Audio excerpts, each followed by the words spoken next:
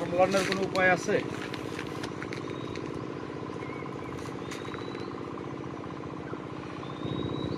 আমরা এর আগে দেখছিলাম যে তখন এই যে চিকিৎসা করা হচ্ছে না,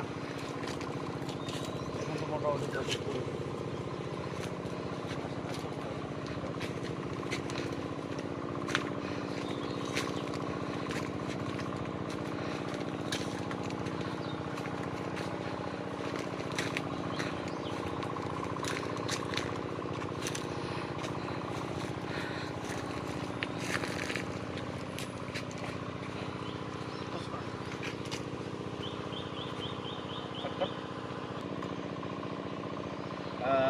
হাই বিউটিফুল ম্যাঙ্গো লাভার, আমি আশা করছি আপনারা সকলেই ভালো আছেন। আজকে আবারও আমি সোহাগ শিকদার গার্সেন কেমিক্যাল ইন্ডাস্ট্রিজ প্রাইভেট লিমিটেডের পক্ষ থেকে আপনাদেরকে অভিনন্দন শুভেচ্ছা জানিয়ে শুরু করতে চাচ্ছি আজকের এই এপিসোডে আমরা আসলে আপনাদেরকে একটা রিভিউ কি বলে যে ভিডিও দেখাবো।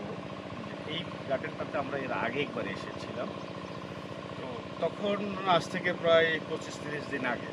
ওই সময়টা আসলে এই গার্ডেনের এক্সিস্টিং প্রবলেম কী ছিল বা গার্ডেনের পরিবেশ পরিস্থিতি কী ছিল সেটা নিয়ে আপনাদের সাথে কথা হয়েছে। আজকে আমরা কথা বলবো এক্সিস্টিং আজকের যে সিনারিও সেই সিনারিওটা অনুসারে। এই যে আম গার্ডেনের ভিডিওগুলিকে আপনার ধারাবাহিকভাবে আপনাদের কাছে তুলে ধরার কারণ হচ্ছে আপনারা যারা আম চাষের প্রতি আপনাদের আগ্রহ রয়েছে বা ভবিষ্যতে আম চাষ করতে চাচ্ছেন, আমার প্রতি তাদের আগ্রহ তৈরি হয়েছে, তারা আসলে যারা বিগিনার একদম বিগিনিং পর্যায়ে আসেন, শুরু করতে চাচ্ছেন তাদের জন্য, যারা ইন ফিউচারে করার প্ল্যান করতেছেন তাদের জন্য, এবং যারা এক্সিস্টিং করছেন তাদেরও কিছু বিষয় দেখা গেছে এই ভিডিও থেকে আপনারা হয়তো এমন নতুনত্ব পাবেন বা কিছু ইনফরমেশন পাবেন যে ইনফরমেশনটা আপনাদের এই আম চাষের ক্ষেত্রে আপনাদেরকে সহায়তা করবে আশা করছি। আপনারা দেখতে পাচ্ছেন এখানে আম গাছের একটা ইয়েতে আপনার দুটো আম।